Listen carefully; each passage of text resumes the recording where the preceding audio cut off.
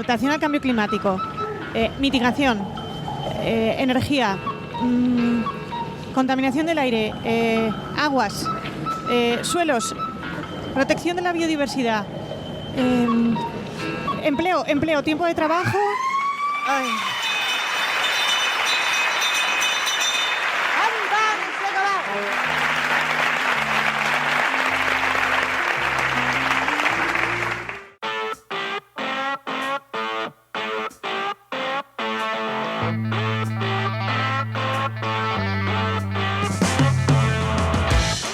Bienvenidas y bienvenidos a RSC, Rescate Sostenible Corporativo. tu podcast salvavidas para sobrevivir en la selva de la sostenibilidad sin morir en el intento. Somos Paula Baldó, transformadora sostenible que puedes encontrar en enviral.es, y Enoc Martínez, estratega de la comunicación que puedes encontrar en oikosmsp.com. Hola Paula. Hola, buenas tardes. ¿Qué tal estás? Soleadas. Bien, muy bien. Muy bien. Cansada muy bien. como todos los jueves hasta ahora. Como todos los jueves que grabamos. Sí. Muy bien, ¿y qué vamos a hablar hoy? Hoy vamos a hablar de un tema que sé que tenías muchas ganas, Sí. que es la doble materialidad. Lo descubrí en el Conama, escuchándoos Escuchándonos. a Verónica Sanz y a ti, y lo comentasteis y me quedé con el gusanillo. Con el gusanillo, pues espero que a ti no te toque nunca trabajar, pegarte con esto. Es el nuevo dolor de cabeza y de todas las empresas que tienen obligación de hacer reportes de información no financiera, memorias de sostenibilidad por ley, o sea, los que tienen aplicación Obligación, legal, sí. obligación legal por directiva o ley, en el caso de España tenemos ya la ley. Y es, bueno, un poco dolorosillo porque no hay costumbre. No hay costumbre y no es fácil alguna información que hay que obtener, no es fácil conseguirla. Aunque hemos visto que es más antiguo de lo que creíamos. Sí, porque ya se habla de ella cuando se hizo hace unos años se hizo una ampliación de lo que era la Directiva de Información No Financiera, se hizo una ampliación para hablar de cómo meter los temas de cambio climático en concreto, Ujú. y ahí ya se mencionaba, Muy pero que bien. no se ha hecho mucho caso, ¿eh? No se ha hecho mucho caso. Bueno, venga, pues vamos a intentar explicarlo. Vamos a intentar traducir un concepto que es un poco...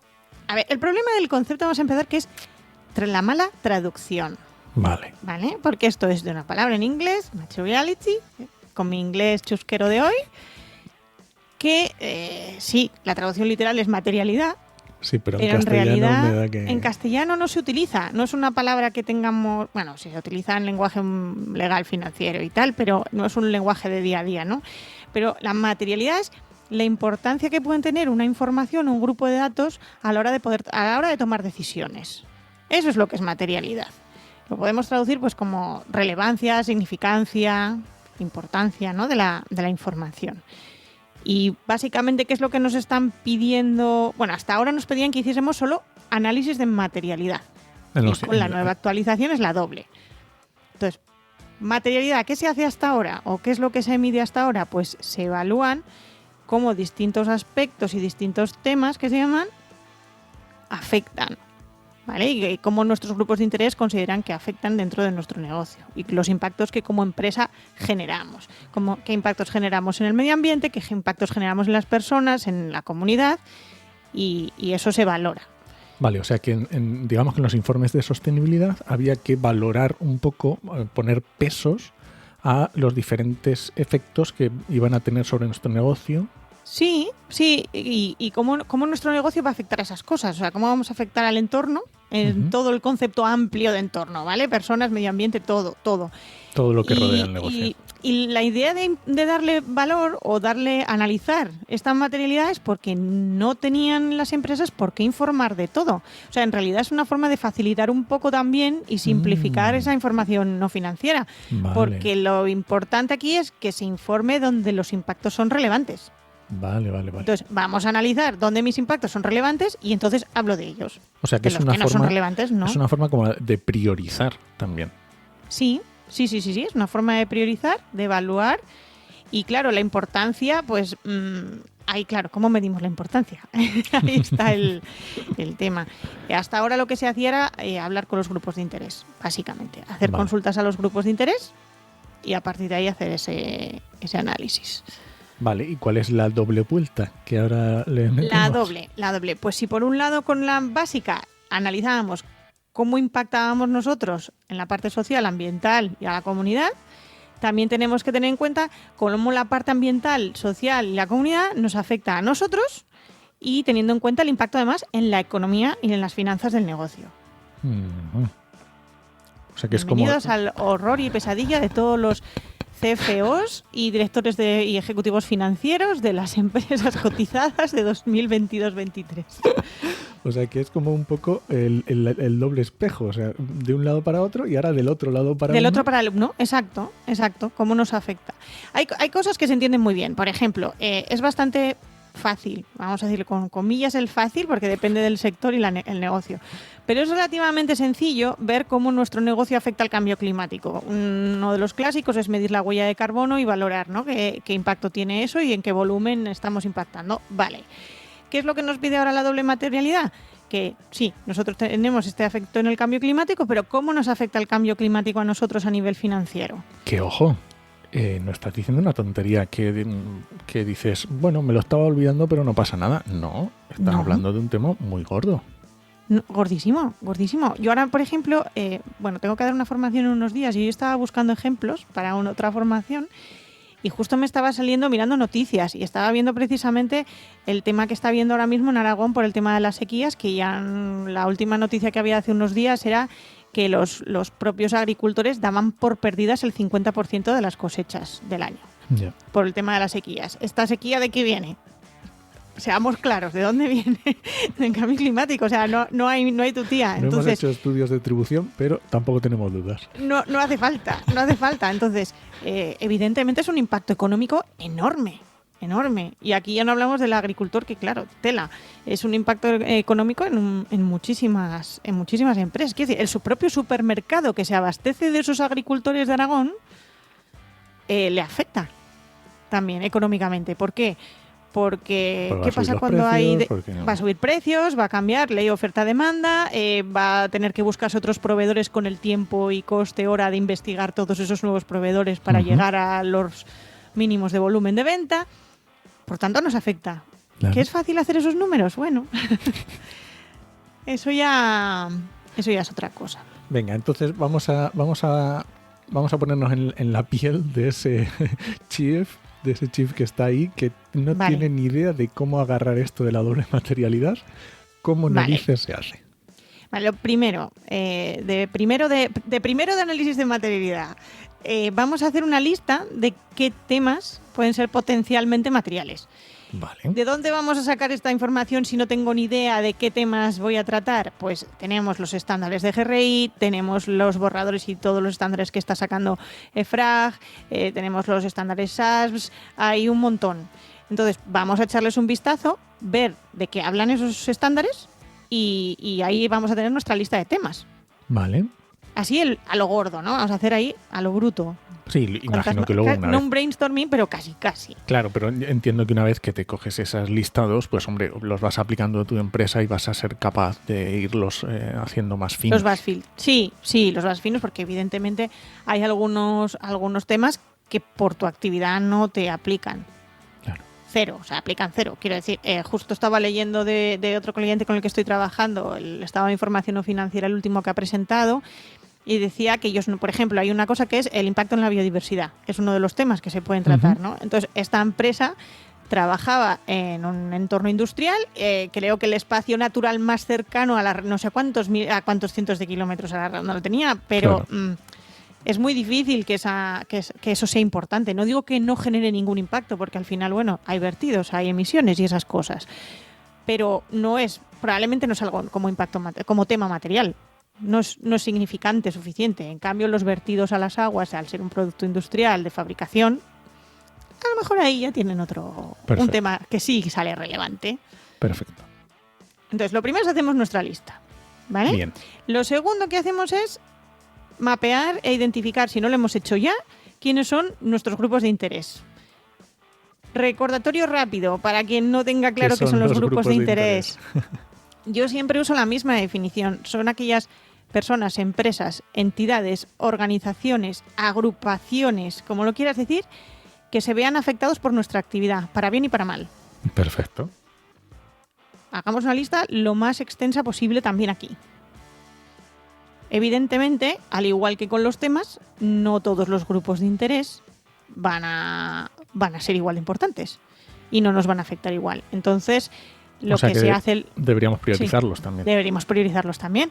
Entonces, lo que vamos a hacer después es como darle una clasificación, darle pesos, una valoración y la sistemática que quieras de valoración y de dar pesos a algo, ¿no? Y ver cuáles de esos son realmente importantes para mí. Ejemplo así de un extremo muy o sea, que no, una empresa que no tendría que hacer informe de no financiero, pero como ejemplo se entiende muy bien de los grupos de interés. Tú tienes un obrador.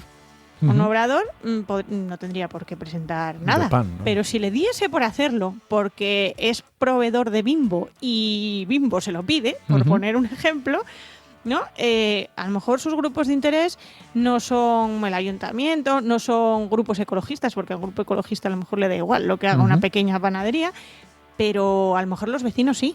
Vale, porque se pueden haber afectados por, yo qué sé, por calor, por olores, ruido. por ruido. Hay varios casos en España de obradores cerrados en zonas urbanas por ruido. Porque las máquinas del obrador hacen ruido y molestan a los vecinos y no cumplen requisitos, ¿no? Entonces, además en horarios... Claro. Sí, trabajan en horarios normalmente difíciles y claro. Entonces, por ejemplo, un grupo de interés podría ser nuestra comunidad de vecinos. Muy importante aquí. En cambio, ¿qué le importa al mismo Bimbo que estaba poniendo antes, por decir algo, la comunidad de vecinos? Ya. Nada. A Bimbo le interesará mucho más sus accionistas, le interesará muchísimo más sus trabajadores y trabajadoras, le interesará mucho más los socios que tenga o los partnerships que tenga en el mundo, los sindicatos. Entonces, tenemos que dar ese peso, ¿no? Y ver quiénes están más importantes y quiénes no. Y vamos a centrarnos en los importantes. Perfecto. Tanto en temas como en grupos de interés, centrémonos en lo importante. ¿Qué es lo que hay que hacer después? Hablar con ellos. Y este es un tema peliagudo. Claro, porque a lo mejor hay grupos que, ostras. Hay grupos que son difíciles de conectar o de contactar. Hay otros grupos que yo lo he vivido, les da miedo a la empresa hablar con ellos por miedo de las consecuencias que pueda tener esa conversación. Claro. Porque a lo mejor la relación no es muy buena ya de base y bueno, es complicado. De hecho, hay un puesto de trabajo muy bonito que requiere muchísima mano izquierda y que muchas empresas grandes tienen, que es el técnico o el experto en relaciones institucionales, que normalmente es el que debería liderar un poco este proceso, ¿no? En su momento, cuando le toque y cuando llegue. Intentar mantener esa conversación. Sí, pero hay hacer conversación. Hay melones que a veces es complicado abrir, ¿eh? Sí, y sobre todo intentar eso, que de verdad sea una conversación, porque también a mí me ha pasado que yo tengo empresas que consideran que saben lo que sus grupos de interés quieren, pero no se lo han preguntado jamás. Ya. Son suposiciones yo qué sé, no sé en base a qué. O sea, yo siempre yo siempre digo, pero preguntar, pero yo entiendo que es complicado preguntar. Y luego hay que tener cuidado también en cómo pregunto, porque yo no soy socióloga y puedes influir en las respuestas. Pero puedes influir en las respuestas como hagas en las preguntas. Sí, efectivamente. Entonces, bueno, hay que tener un poquito de ojo con eso. No es nada fácil lo de las encuestas, ¿eh? No, nada, ni igual que las entrevistas uno a uno, no. o ¿Qué va, no es nada fácil porque es complicado, sobre todo mantener la neutralidad es lo difícil. Entonces, bueno, hay que hablar con ellos, directamente. Perfecto. ¿Vale? Pobre. Y luego, ¿qué hacemos después? Les preguntamos a estos grupos de interés qué opinan de nuestros temas materiales más importantes, los que hemos ya dicho, estos son los que en principio tienen buena pinta, o por lo menos creemos que nos afectan, y que los valoren y que nos den su opinión. Y luego, con esa misma lista, tenemos que irnos a hablar con los Cs, que decimos nosotros, ¿no? Con los chiefs, ¿no? Con los chiefs, con esas grandes Cs, sobre todo el área financiera, para que ellos también valoren si esos puntos cómo les pueden afectar económicamente, cuáles son los más importantes y los menos a nivel financiero de la organización. Sí, vamos, dentro de la organización, los que tienen poder de decisión, pues tienen que valorar. Y los que tienen que y los que manejan los números. Los que tienen la visión más estratégica del negocio también, que muchas veces son, a lo mejor no es un CFO, que el CFO es el de experto en números en financiero, pero sí es a lo mejor el que está de desarrollo de negocio. Uh-huh. Por ejemplo, ¿no? que sabe dónde van las cosas y cómo están funcionando. Va a depender mucho también eso de la estructura, pero hay que hablar con esa gente y que esa gente se siente y se haga sus números y sus cuentas, que no diga tampoco, yo creo que el cambio climático me va a afectar muchísimo, pero no tanto como la escasez de agua, por ejemplo, ¿no? Eso no nos vale, hay que intentar, a ser posible, meter números ahí. Vale. Es difícil, ¿eh? Es difícil valorar numéricamente, pero eso sería lo ideal, tener información objetiva. Y con eso cruzamos Lo dice como si fuera lo más fácil del mundo. Cruzamos datos. Pero si en realidad yo creo que es lo más difícil es conseguir la información, tanto de los grupos de interés como la parte financiera. Una vez que la tenemos es solo analizar lo que tenemos y cruzarlo. Normalmente en las memorias lo vemos como ahora matrices de materialidad, uh-huh, que el año que viene ya se empezarán a llamar matrices de doble materialidad, que básicamente es un esquema, pues una gráfica XY, en la cual en un eje está la valoración de los grupos de interés y en el otro está, para el mismo tema, la valoración financiera. Entonces, lo lógico es que se valoren en la misma escala. O sea, si les preguntas a los grupos de interés de 0 a 10 que valoren algo, pues a los de financiero también, que lo valoren de 0 a 10. Y cruzamos la información y vemos todo lo que nos quede muy alto en un lado y muy alto en el otro. Evidentemente tenemos ahí una bandera ahí gigantesca, ¿no? De dónde está el tema material del que hay que hablar. De que hay que encargarse, claro. Del que hay que encargarse y del que hay que hablar cuando hagamos esa memoria. Y así lo tenemos clarito y ya está. Y tener en cuenta que esto evoluciona. No nos quedemos con un análisis de materialidad de hace 2 años o 3 años, porque muchas veces las circunstancias cambian. Hombre, en los últimos años nos hemos dado cuenta de que las circunstancias pueden cambiar por cosas completamente inesperadas, como pandemias mundiales. Por ejemplo, ha cambiado las prioridades de un montón de cosas. Pues lo mismo, pueden pasar cosas y luego también hay un tema que a lo mejor no es muy importante, pero de repente para la Unión Europea sí que lo es y decide que es obligatorio cumplir X requisito y te afecta a tu negocio porque lo haces y como lo haces, pues de repente algo que era, bueno, sí, hay que hacerlo, pero no le dabas gran importancia, de repente ahora es una obligación legal y que además tiene que estar verificado a lo mejor externamente y que a lo mejor tiene... Son cositas que además a la velocidad a la que van últimamente, que ya hemos dicho varias veces, la Unión Europea, pues tela. A mí me estaba recordando, ahora que lo estabas comentando, yo hacía el ejemplo, ¿no?, de la pandemia, pero un efecto secundario que ha tenido la pandemia, a lo mejor en España no lo estamos notando tanto, pero en otros países sí, es la gran renuncia. El hecho de que se haya llamado esto, sobre todo en Estados Unidos. Y bueno, pues a lo mejor era esto que no nos lo hemos visto venir y a día de hoy es un efecto más que hay que tener en cuenta en temas de recursos humanos, que es muy determinante. Muy determinante. Igual que ahora cada vez, lo hemos comentado alguna vez, los chavales más... Nosotros somos jóvenes, ¿vale? Pero yo ahora hablo de más jóvenes. Nosotros tenemos otra letra diferente en la generación, o sea, somos de otra letra, ¿vale? Eso es. Los que son los Zetas ahora, que no sé cómo se llamarán los de dentro de poco, pero no sé qué letra les van a dejar. No lo sé. La mayoría les importa muchísimo los valores que tenga la empresa. Sí. Ya sean sociales, ya sean ambientales, combinación de ambos, pero es algo que valoran muchísimo. Los propios valores de la persona, que podrán ser los que sean, pero quieren que se vean reflejados en su empresa. Donde trabajan. Efectivamente. Sí. Mientras que antes, pues eso, otras generaciones, pues eso, tengo un trabajo fantástico, ya está. O sea, no me complicaba más la vida y ya está. Yo, por ejemplo, hasta yo misma soy consciente de que mis propios valores en ese sentido también han ido evolucionando con los años. Claro, por supuesto. Yo hace años no me hubiese importado trabajar, y de hecho trabajé, que me enteré después, en una empresa que no donde yo estaba, pero en Allende los Mares fabricaba armas. Yeah. Era parte de la línea de negocio y yo ahora no trabajaría para una empresa, ni tendría de cliente en este caso, ahora ya estoy de autónoma, a una empresa que se dedicase a ello. O Sí, está claro. Porque no encaja con mi línea, ¿no? No es... Cada uno evolucionamos y cambiamos y ya está. Sí, y ya está, y hay cambios. Entonces esas cosas hay que tenerlas en cuenta. De hecho, ahora que mencionas lo de Estados Unidos, este tema de la doble materialidad, por ejemplo, es bastante controvertido en Estados Unidos. Porque tradicionalmente allí lo único que han importado son los números. Uh-huh. Números y resultados económicos y ya está. Esto de preocuparse tanto, tal, ¿qué pasa? Que si las empresas americanas quieren venir a Europa a vender, comerciar, trabajar, necesitan meterse en este carro y está costando bastante. Bueno. Porque es otra mentalidad, o sea, el negocio y la mentalidad de negocio es diferente. Bueno, pero oye, yo lo veo, la verdad que lo veo positivamente, incluso desde el punto de vista puramente financiero. La doble materialidad lo veo muy importante a adquirirlo, vamos, a incorporarlo.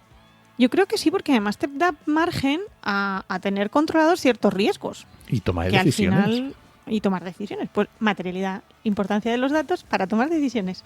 Tal fácil. Cual, lo acabas de decir.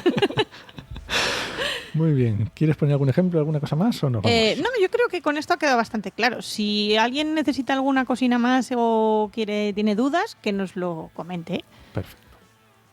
Muy bien, pues nada, pues muchas gracias por escucharnos y puedes dejarnos comentarios y sugerencias en podcastidae.com o en tu reproductor preferido. Hasta la semana que viene. Nos escuchamos.